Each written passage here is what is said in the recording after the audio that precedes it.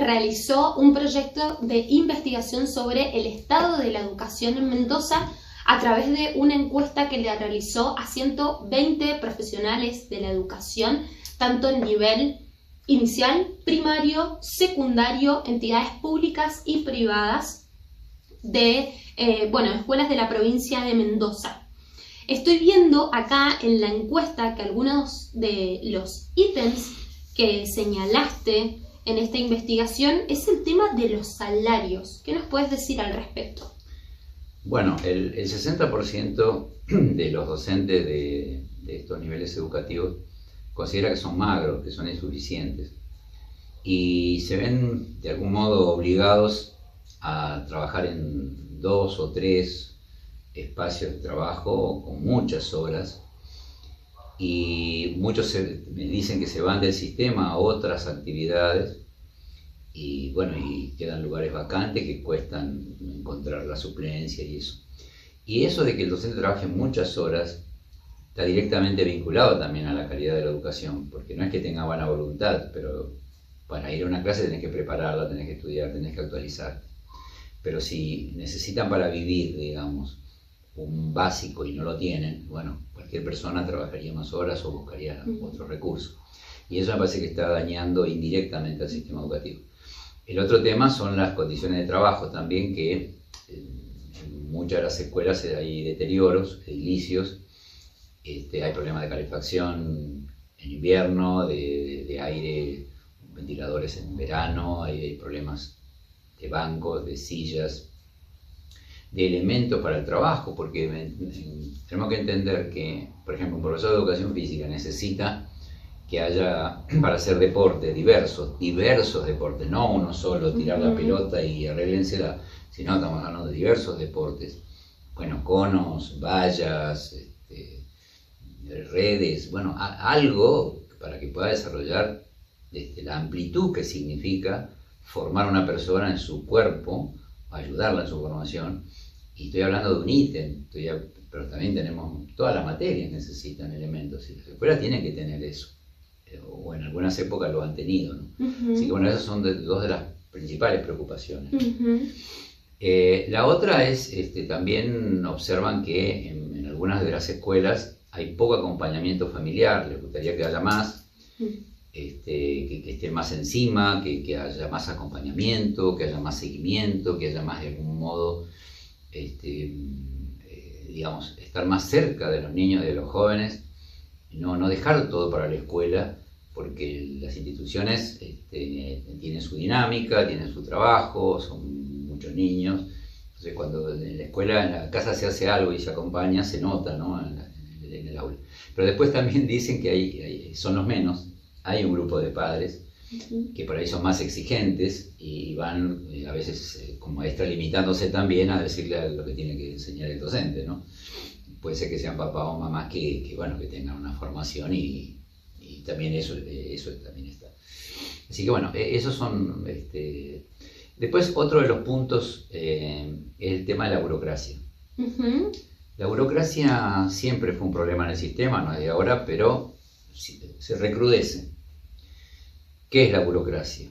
Y presentar planillas, presentar informes, presentar evaluaciones, enviar documentos a los docentes y que de un día para otro tienen que presentar algo y el docente no puede ponerse a preparar su materia, su clase y a darle informes de documentos que tiene que leerlo de un día para otro.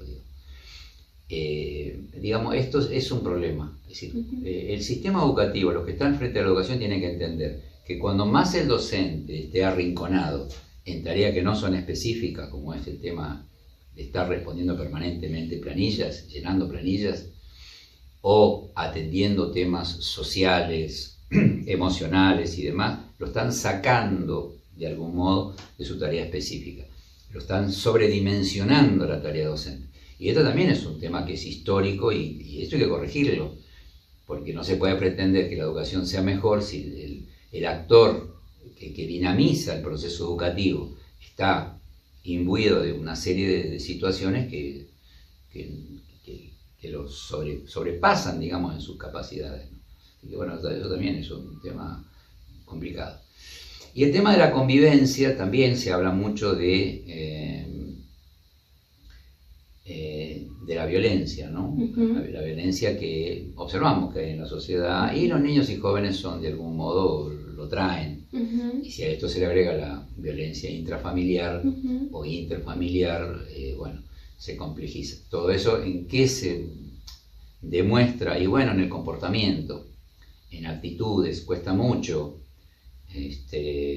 poner en sintonía a los niños con con los temas que se tratan.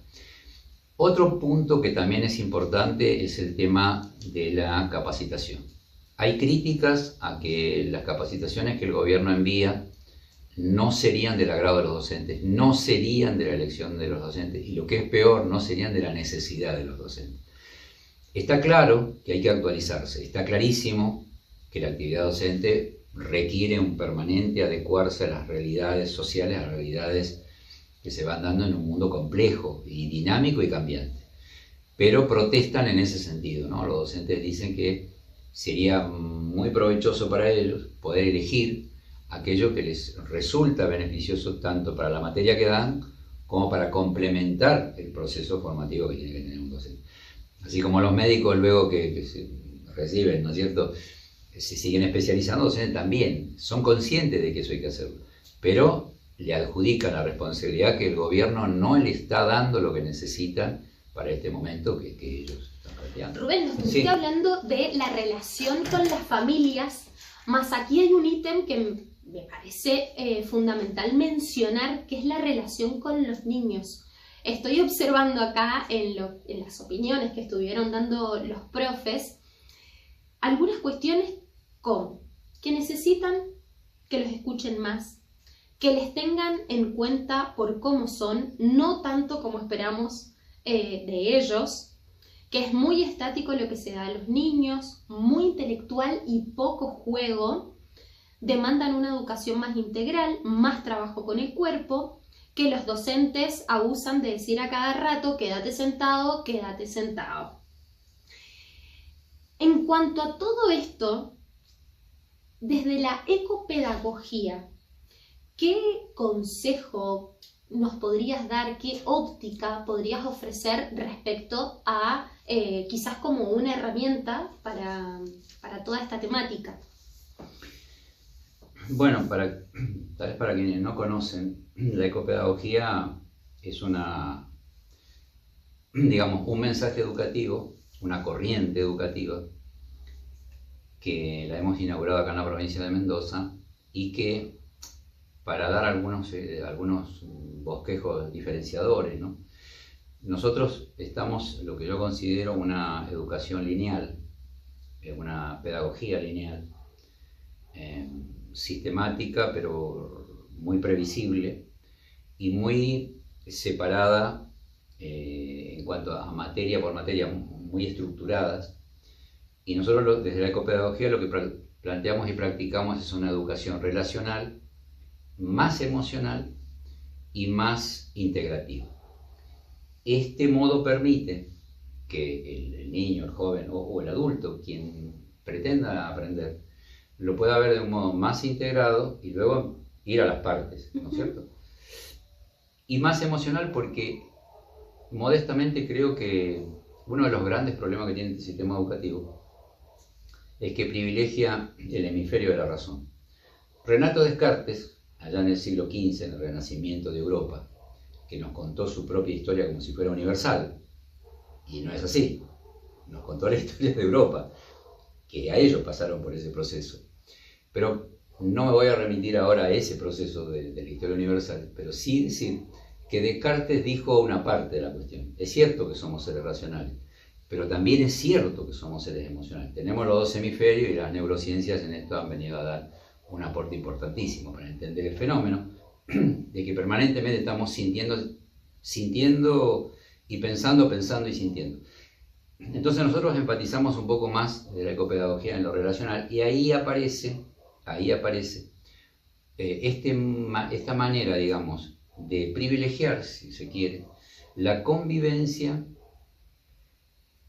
por sobre el conocimiento, sobre todo Estamos hablando de nivel inicial, primaria y secundaria. Estamos hablando de una etapa muy sensible, donde claramente, digamos, florecen ahí todos los estados emocionales, desfasajes, claridades, momentos de templanza y momentos de disfunción entre los niños y los jóvenes.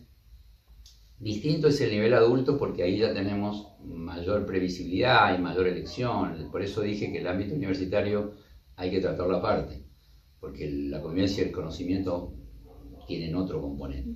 Yo me estoy refiriendo a la ley 26.206, la Ley General de Educación de Argentina, que de algún modo hace que esto sea obligatorio.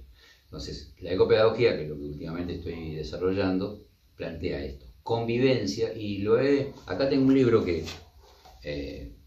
hace rato vos mencionabas, Mitos y Realidades de la Educación, que acá demuestro más de 40 experiencias educativas donde básicamente se privilegia el trabajo en equipo, se privilegia la convivencia, porque cuando hay armonía y convivencia en los grupos de niños, de jóvenes, en los grupos humanos, las instituciones se potencian. Si hay conflictividad, alta conflictividad, y no se le encuentra la vuelta, el conocimiento pasa a ser una quimera. Es decir, lo logra algún docente que bueno, porque llega, porque es empático, porque es empática, porque los niños se pegan, o los jóvenes también, ¿no? Lógicamente ese docente, por su modo de explicar, por su modo de tratarlos, por lo que sea. Entonces ahí estamos viendo que hay un valor emocional, que hace que una materia que con otro docente no la quieren, con este sí lo quieren. Entonces, si nosotros nos interesa la educación, los funcionarios que están al frente les interesa la educación, tienen que tener claro esto. La convivencia es clave para los procesos educativos. Y el conocimiento, que es la apropiación que las generaciones deberían tener de la realidad del mundo y de la vida, y que los adultos se las organizamos para decir esto es lo que tiene que saber, esto es lo que tiene que estudiar, esto es lo que tiene que sentir, generarle y de algún modo facilitar que ese conocimiento llegue, pero en función de la convivencia. Proyectos educativos institucionales vigorosos, empáticos, profundos, de consensos, de mayor participación de las familias también, claro, ¿no? Pero mayor compromiso de los docentes y trabajo en equipo, sin duda alguna. Y ahí por eso digo que lo he vivido porque he estado en escuelas donde se trabajaba muy bien, he estado en escuelas donde se trabajaba también.